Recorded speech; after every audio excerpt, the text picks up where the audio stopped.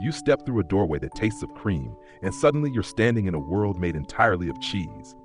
The air itself seems thick with butter and salt, wrapping around you like a warm, edible fog. The fog hums softly, a low, contented sound, like a sleeping animal. You reach out, your fingers sink into a wall of fresh mozzarella, cool, impossibly soft, yielding like a cloud that breathes. You pull, and it stretches, endless strings of milky white following your hand. The strings grow longer, refusing to break, singing a thin, high note as they thin.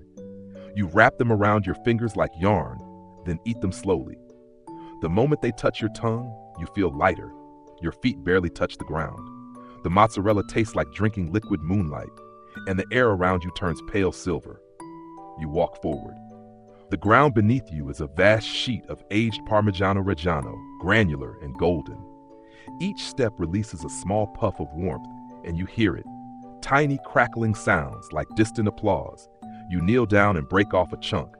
It crumbles into hard, crystalline shards that carry residual heat as if sunlight has been compressed into them. They crunch between your teeth like savory stars, coating your mouth in umami that won't fade. The sky above deepens to amber. You blink and it deepens further. You see a swing. The seat is a thick slab of brie, its white rind fuzzy like velvet, rising and falling gently as if breathing. You sit and it compresses warmly beneath you, almost liquid inside.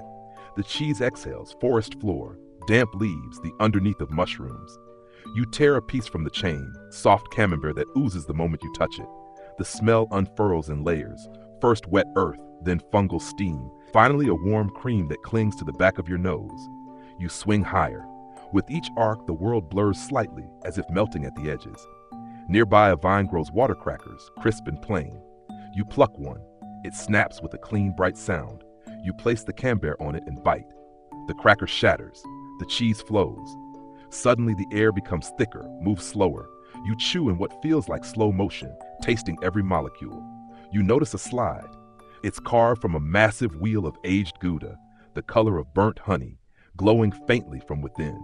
You climb the ladder. Each rung is a cylinder of fresh chèvre, tangy and grassy.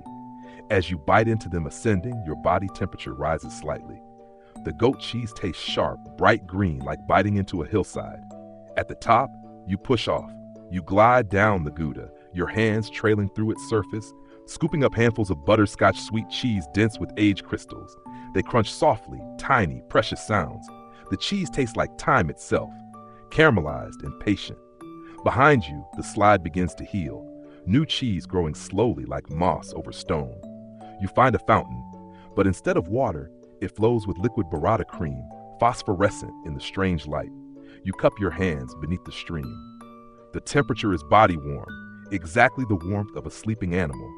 The outer shell breaks with a whisper, and the inside, pure cream mixed with cheese curls, spills over your fingers.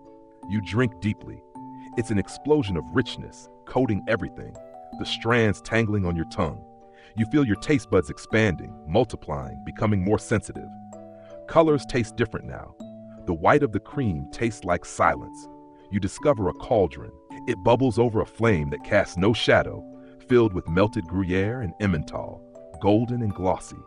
Each bubble that rises makes a small, contented sound. Pop, sigh, pop. You see long forks growing from the ground like flowers, their handles warm to the touch. You pluck one and stab a cube of crusty bread that floats past on currents of cheese-scented air. You dip it into the fondue. The cheese clings to it with stubborn affection, stretching as you lift it to your mouth. It's molten, smooth, and you hear it, a tiny singing as the strings pull thin. The cheese tastes of white wine and garlic and alpine meadows, and it's hot enough to burn your tongue slightly. But the burn feels good, clarifying. You dip again and again. With each bite, gravity shifts subtly. You're not sure if you're standing or floating. You spot a tower. It's built from blocks of sharp cheddar, ranging from pale yellow to deep orange, and it pulses gently, like a heartbeat made visible. You climb it, and at each level, you bite into the bricks. The young ones are mild, creamy, slightly squeaky against your teeth.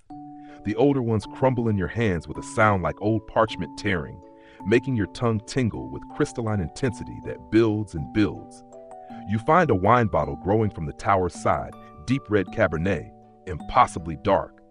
You drink directly from it. The liquid is velvet.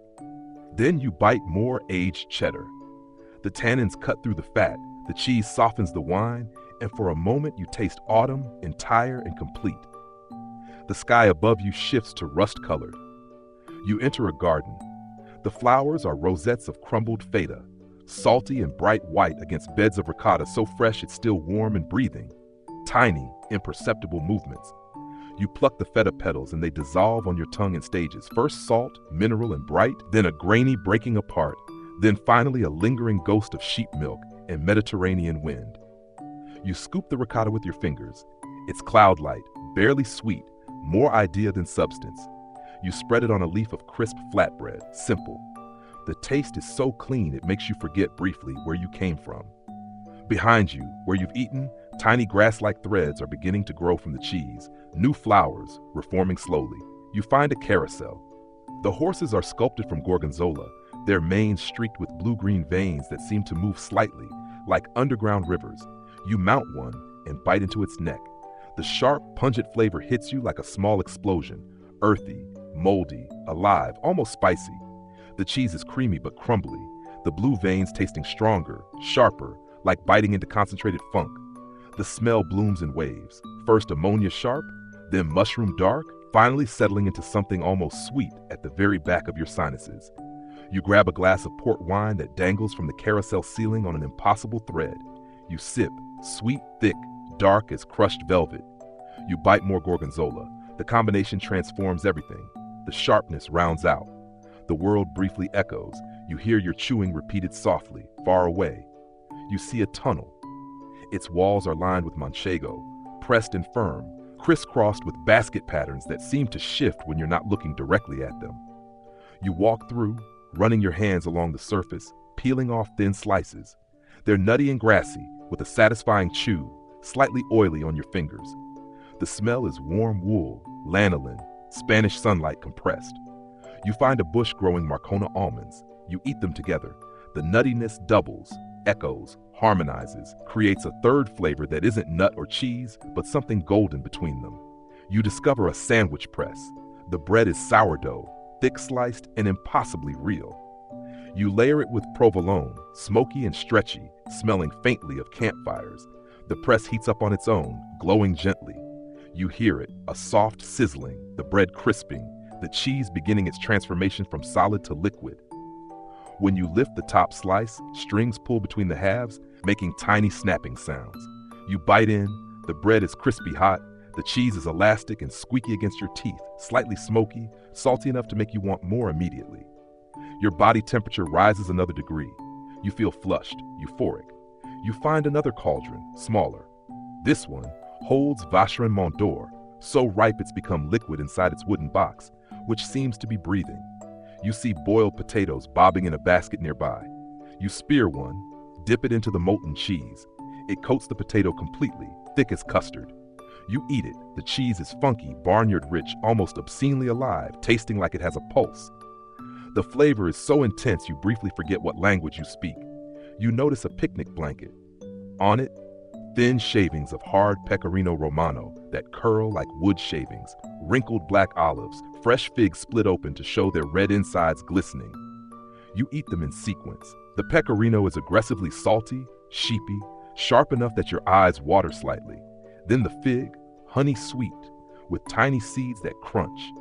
Together, they cancel and amplify each other, creating something that tastes like memory, though you're not sure of what. The air around the blanket smells like summer ending. You find a wheel. It's a poisses, orange-skinned, wrapped in its wooden box that seems to pulse faintly. You peel back the rind. The smell hits you like a physical force, barnyard and pungent and almost obscene, filling your nose, your mouth, your thoughts. It's aggressive, unapologetic. You spread the interior on a piece of crusty baguette. It's sticky, almost liquid, the color of apricots. It coats the roof of your mouth, refuses to leave. You drink from a bottle of burgundy wine that appears in your hand, impossibly heavy. The wine barely cuts through the intensity. But you eat more anyway. The world takes on an orange tinge. You're not sure if it's beautiful or frightening, both perhaps. You discover a grotto. Inside, enormous rounds of roquefort are aging, blue veins running through white paste like marble, like maps of unknown countries. The air is cool, cave damp. You hear water dripping somewhere, each drop a small bell tone. You break off a piece of roquefort. It's simultaneously creamy and crumbly, intensely salty, sharply moldy. The taste unfolds. First salt shock, then earthy blue funk, then deep sheep milk richness, then finally a lingering mineral finish that tastes somehow ancient. You find honeycomb dripping from the ceiling, golden and impossibly fragrant. The smell is pure sugar light. You bite cheese, then honey. The sweetness makes the saltiness scream. The saltiness makes the sweetness sing.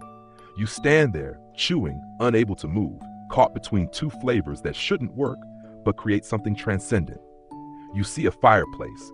Slices of raclette cheese are melting over flames that burn blue, becoming glossy and brown at the edges, bubbling gently, each bubble a tiny satisfied sigh. You scrape the melted cheese onto tiny potatoes, onto cornichons, onto pickled onions. The cheese is nutty, slightly sweet, the perfect consistency between liquid and solid, between cheese and idea. You eat until your lips are shiny with fat, until you're not sure where you end and the cheese begins. You find a tray of tiny sandwiches, white bread, crusts cut off, filled with cottage cheese mixed with chives. The cheese is lumpy, wet, barely holding together. You eat one. It's bland but somehow comforting, like being very young. You eat another, and another. They're too simple to be this satisfying. With each one, you feel yourself becoming simpler too, lighter, less complicated. You climb into a bathtub. It's filled with warm, melted American cheese, bright yellow and impossibly smooth, glowing slightly. You sink in. It coats every inch of your skin, temperature perfect, exactly body warm. You open your mouth and it flows in, processed, stable, consistent, never grainy, never breaking, tasting like every grilled cheese sandwich you've ever loved, like childhood, like safety, like not needing to be anyone in particular. You float in it. Time stops meaning anything. The world is cheese now, sharp and mild, fresh and aged, melting and hard, stretching and crumbling, with bread and wine and crackers and honey. The air tastes like milk. The light tastes like salt. You eat. You walk. The world unfolds in your mouth. You eat. The world grows back where you've bitten it. You eat. You're not sure anymore if you're eating the world or if the world's eating you gently with great affection. You are so full. You have never been so full. But you keep eating. The cheese hums around you contentedly. You are becoming part of the dream. You are home.